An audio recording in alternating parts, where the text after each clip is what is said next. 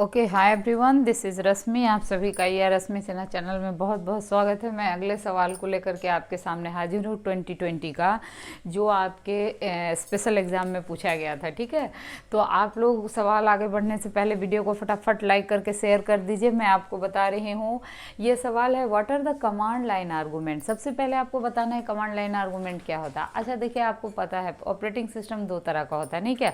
एक जिसमें हम लोग कमांड लाइन आर्गूमेंट पे काम करते हैं, और दूसरा जो विंडो ऑपरेटिंग सिस्टम है, नहीं क्या? विंडो ऑपरेटिंग सिस्टम में कोई कमांड की कोई ज़रूरत नहीं है। आप फटाफट आप आराम से विंडो को ऊपर काम करते रहते हैं, आइकन्स वगैरह बने रहते हैं कि नहीं। लेकिन कमांड लाइन आर्गूमेंट, जैसे बहुत सिंपल एग्जांपल लें तो अपन डॉस का, डॉस में हर काम के लिए आपको कमांड का यूज करना पड़ता है। तो यहाँ पर जब अपन प्रोग्राम को रन करते हैं तो यहाँ भी दो मोड है, या तो आप विंडो में जा करके बिना कमांड के आप रन कर लीजिए, और दूसरा मोड है कि आप कमांड प्रॉम्प्ट पर जा करके यूजिंग कमांड आप उसको क्या करेंगे, प्रोग्राम को रन करेंगे। तो देखिए, जब आप किसी प्रोग्राम को, आपके पास दोनों ऑप्शन है, जब आप किसी प्रोग्राम को कमांड प्रॉम्प्ट पे जाके रन करते हैं तो आप वहाँ पे आपको ऑप्शन होता है कमांड प्रोग्राम के नाम के साथ साथ पैरामीटर पास करने का, ठीक ना। और अगर वहाँ पर आप पैरामीटर पास करते हैं तो मेन फंक्शन में जो होता है वो दो आर्गूमेंट रिसीव करता है, ठीक ना। ये आर्गूमेंट सी है और दूसरा आर्गूमेंट बी है। ये इंटीजर टाइप है, ये कैरेक्टर टाइप पॉइंटर है, ठीक ना।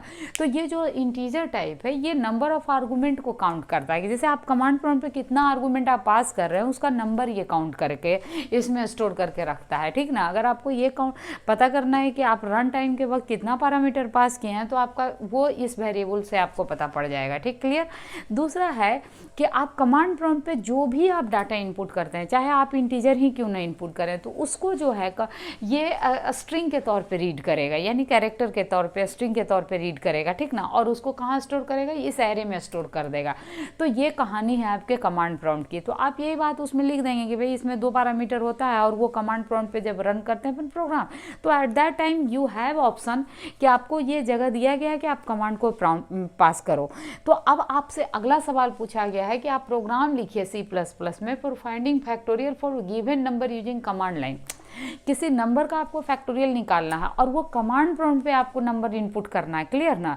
कि फंक्शन जैसे बनाते हैं वैसे अपन बनाएंगे, जैसे फैक्टोरियल फंक्शन कैसे बनाते हैं आप, तो कि भाई फैक्टोरियल क्या होता है। सपोज 3 का फैक्टोरियल निकालना है तो आप क्या कहिए, 3 × 2 × 1, राइट। 2 का निकालना है 2 × 1, 4 का निकालना है 4 × 3 × 2 × 1, सबको पता है।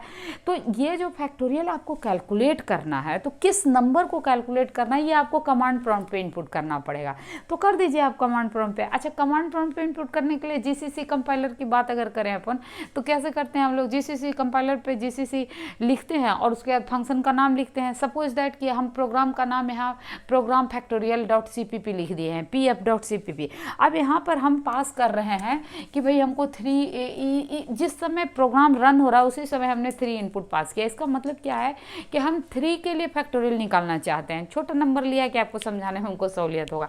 तो अब देखिए, ये जो 3 है ये कहाँ जाके स्टोर हुआ है, तो ये आर्गूमेंट एरे के भी के 1 इंडेक्स पे स्टोर हुआ है। अब चूंकि आपको पता है, क्या पता है कि ये जो भी स्टोर कर रहा है वो स्ट्रिंग में स्टोर कर रहा है, ये कैरेक्टर में स्टोर कर रहा है। तो ये जो इवन जो आप 3 इनपुट किए हैं ना, तो ये एरे में तो गया, लेकिन ये एरे में कैसे स्टोर हो गया, वो स्ट्रिंग के फॉर्म में स्टोर हो गया।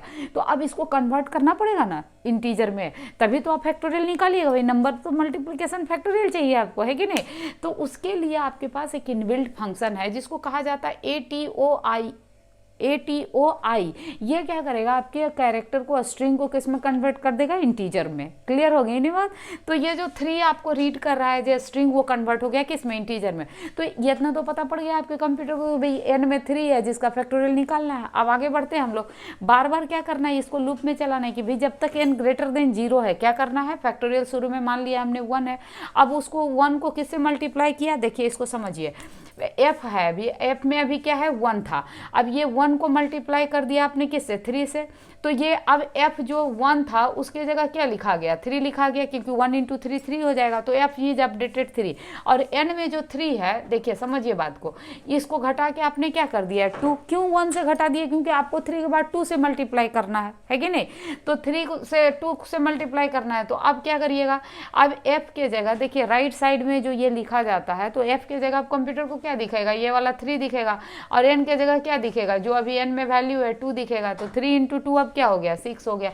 तो ये जो 3 है एफ में वो अब क्या हो जाएगा 6, और एन में जो 2 है वो क्या हो जाएगा 1 हो जाएगा, है ना मज़ेदार चीज़।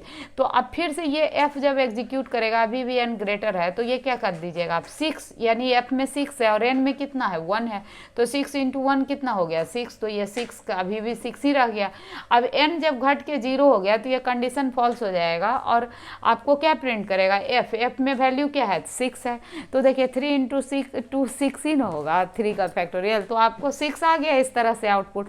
तो देखिए कितना सिंपल प्रोग्राम है, आपको याद बस क्या क्या रखना है कि कमांड प्रॉम्प्ट पे हम लोग प्रोग्राम को जब रन करते हैं तो कंपाइलर का नाम लिख दीजिए, प्रोग्राम का नाम लिखिए, और साथ में क्या है कि जो आर्गुमेंट अगर पास करिएगा तो उसको रिसीव कौन करेगा, तो ये वाला एरे करेगा, और इंडेक्स 1 पर वो डाटा 3 आपका जाएगा, ठीक ना।